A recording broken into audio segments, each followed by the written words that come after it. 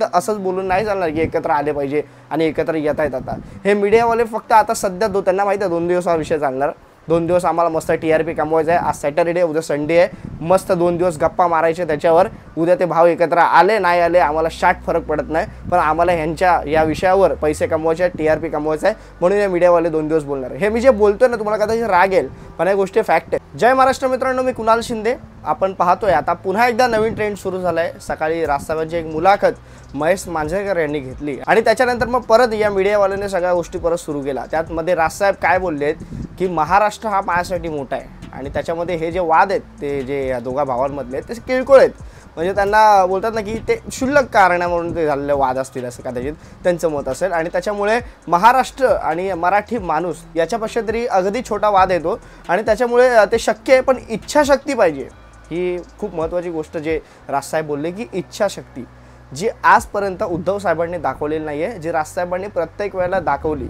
हे मी असं का बोलतोय, कारण लोक काय म्हणतात ना की हे 2 भाव आहेत ना, हे फक्त मराठी माणसांना झुलवाझुलवीची कामं करतात. म्हणजे महानगरपालिकेची निवडणूक आली की हे 2 भाव एकत्र येणार का हा विषय आपल्याला दिसतो आणि महानगरपालिकेच्या निवडणुकीमध्ये वेगळंच काहीतरी चित्र असतं आणि मध्येच मग कुठेतरी हे दोघं भाव भांडतात आणि मग मध्येच कुठे मीडियावाला कोणीतरी इंटरव्ह्यू घेतली की राजसाहेबांना तोच प्रश्न परत विचारला जातो किंवा मग उद्धव साहेबांना तोच प्रश्न विचारला जातो आणि मग त्याच्यानंतर मग या सगळ्या गोष्टी परत सुरू होतात की एकत्र येणार का. मग हे मीडियावाले काय करतात, मग ह्या मनसेच्या नेत्यांना घे, मग ह्या उद्धव ठाकरेंच्या प्रवक्त्यांना घे, ह्या सगळ्यांना बोलवतात चॅनलवर आणि मग मुलाखती घेत बसतात. म्हणजे त्यांचा TRP कसा वाढेल ना ह्या अनुषंगाने ते बघतात. पण हा TRP एकदाच बंद व्हावा.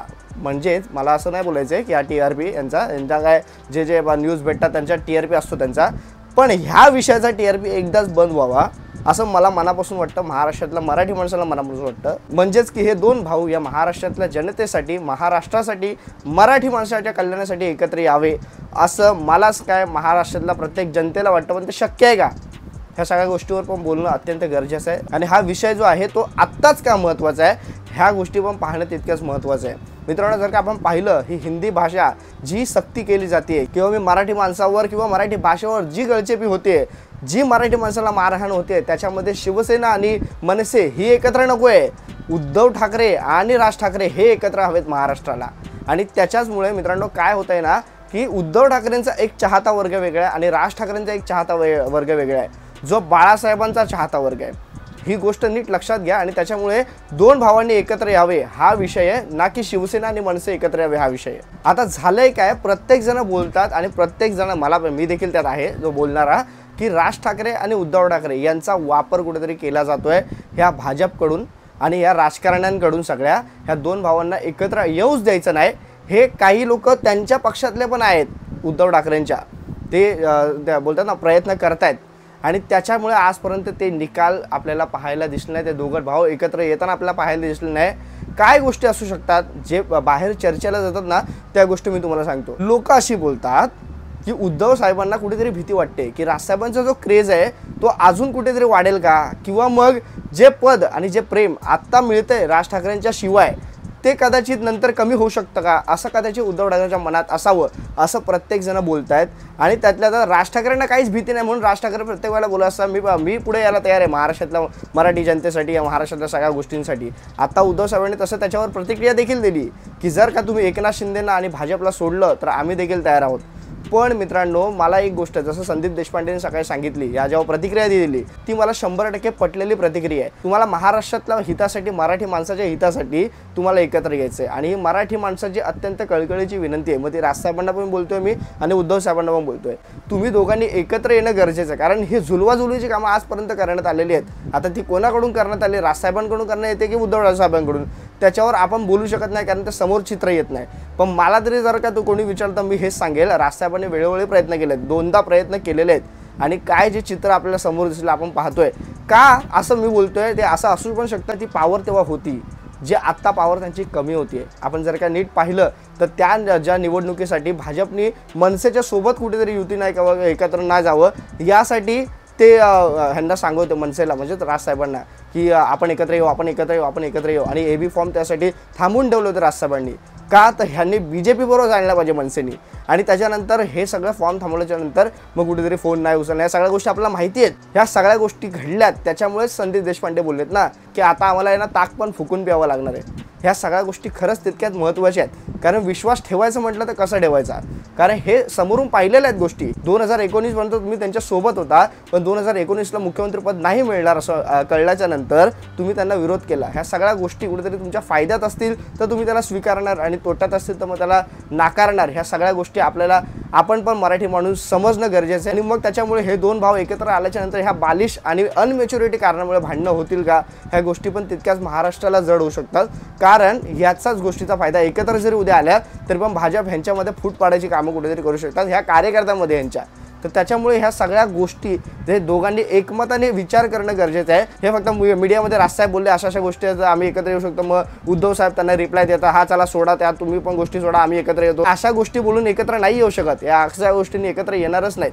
आणि त्याच्यामुळे हे तुम्ही सगळ्या समोरासमोर बसून करणाऱ्या सगळ्या चर्चा आहेत. टेबलवर बसल्याशिवाय तुम्हाला कळणारच नाही की तुम्ही एकत्र काम करू शकता का नाही. आणि त्याच्याचमुळे मित्रांनो ह्या गोष्टींचा आपण नीट अभ्यास केला पाहिजे. फक्त असंच बोलून नाही चालणार की एकत्र आले पाहिजे आणि एकत्र येत आहेत. आता हे मीडियावाले फक्त आता सध्या त्यांना माहिती आहे 2 दिवस हा विषय चालणार.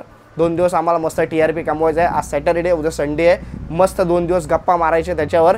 उद्या ते भाव एकत्र आले नाही आले आम्हाला शाट फरक पडत नाही, पण आम्हाला ह्यांच्या या विषयावर पैसे कमवायचे आहेत, TRP कमवायचं आहे, म्हणून या मीडियावाले 2 दिवस बोलणार. हे मी जे बोलतोय ना तुम्हाला कदाचित राग येईल, पण या गोष्टी फॅक्ट आहेत. हे प्रत्येक वेळेला हे विषय येतात आणि या विषयावर फक्त हे लोक मीडियावाले पैसा कमवतात, लोकांची माती भडकवतात आणि मग त्याच्यामध्ये लोकांचे रिॲक्शन अरे काय असणार, आम्ही दोघा भावांनी एकत्र पाहायचं आमचं स्वप्न आहे. खरं ते ज्या ते एकत्र आल्याच्या नंतरच आज मराठी एकत्र येऊ शकतो हे असं बोललं जातं, पण ते खरंच आहे तितकं आणि ही गरज आहे. कारण आज महाराष्ट्रामध्ये मराठी माणसाचा टक्का कमी होतोय. मुंबईमध्ये खरं तर मराठी माणसाचा टक्का कमी होतोय. आज आपण जर का पाहिलं तर संयुक्त महाराष्ट्र लढा जो आपण केला त्यासाठी गुजरातमध्ये मुंबई न जावी यासाठीचा होता, पण आता तेच होताना दिसतंय आपल्याला, काय वेगळं नाही होते. मुंबईमध्ये मराठीचा टक्का कमी होतोयच आहे आणि ती कुठेतरी बोलतात ना लपून हल्ले होत आहेत, लपून सगळ्या गोष्टी केल्या जात आहेत आणि आपल्याला कळत नाही, नकळत मुंबई ही घेतली जाते. ह्या सगळ्या गोष्टी होत आहेत. त्याच्यामुळे मला असं वाटतं राजकारणातल्या वर्चस्व पदावर तुम्ही दोघं भाऊ बसल्यात, तुम्हाला ह्या गोष्टी तर चांगल्याच माहिती असतील. आम्ही सामान्य माणसं हे सगळं ओळखतोय, तर तुम्हाला ह्या गोष्टी चांगल्याच माहिती असतील. त्याचा कुठेतरी मराठी म्हणून तुम्ही सगळ्यांनी एकत्र येणं गरजेचं असं राजसाहेबांनी तर सांगितलंच की मला तरी असं वाटतं प्रत्येक पक्षांनी आपला पक्ष सोडून मराठी म्हणून एकत्र येऊन एकच पक्ष स्थापन करावा, हे राजसाहेबांचं मत आहे. हे असं जर का होणार असेल तर ते होणार तर नाहीच आहे, पण जर का होणार असेल तर अजून चांगलं आहे. मराठी माणसाला दुसऱ्या पक्षाकडे जायची गरज नाही. जसं हे BJP म्हणजे हिंदुत्व करूनच मतं घेतली जातात, मराठी माणसाला पण हिंदू करूनच त्यांच्याकडून मतं घेतली जातात. त्याच्यामुळे मला असं वाटतं मराठी म्हणून एक हक्काचा आपला पक्ष जर भेटला तर आपली मतं पण विभागली जाणार नाही. आणि त्याच्यामुळे आत्ताच या महानगरपालिकेला विचार करून आपल्याला ते पाऊल उचलणं गरजेचं आहे, अशी माझी राजसाहेबांना आणि उद्धव साहेबांना विनंती आहे. कारण ही 5 वर्ष आता गेले ना महानगरपालिकेत, तर मग संपलंच सगळं. मग त्याच्यामुळेच मला असं वाटतं कुठेतरी ही युती झाली पाहिजे. मुंबईला वाटतं, सगळ्या महाराष्ट्राला वाटतं सगळ्या ही युती झाली पाहिजे आणि त्याच्यावर खरंच आता गांभीर्याने विचार करणं गरजेचं आहे. आणि हा विचार मला असं वाटतं कुठेतरी आता उद्धवसाहेब राजसाहेब करतील. सगळी भांडणं बाजूला ठेवा आणि महाराष्ट्र हा एकच ध्येय डोक्यासमोर ठेवून ते तुम्ही एकत्र आल्याच्या नंतर काय ती तुमची सुलाहिती करा, त्या सगळ्या गोष्टी करा, पण महाराष्ट्रात मुंबईमध्ये ठाकरेच आम्हाला पाहिजेत हे तुम्ही कृपया समजा. महाराष्ट्रातल्या मराठी माणसांना देखील विनंती आहे तुम्ही देखील ह्या गोष्टी समजा. आणि जर का आता ह्याच्यामध्ये काय होतं आहे काय नाही ह्या गोष्टी आता पुढे आपण 2 दिवसात कळेलच, एकत्र येत आहेत का किंवा नाही येत आहेत, किंवा मग कोण कालवाकालवीची कामामध्ये करणार आहेत, किंवा कोण ह्या दोघांना एकत्र आणून नाही देण्यासाठी प्रयत्न करणार, ह्या सगळ्या गोष्टी आपल्या समोर दिसतीलच.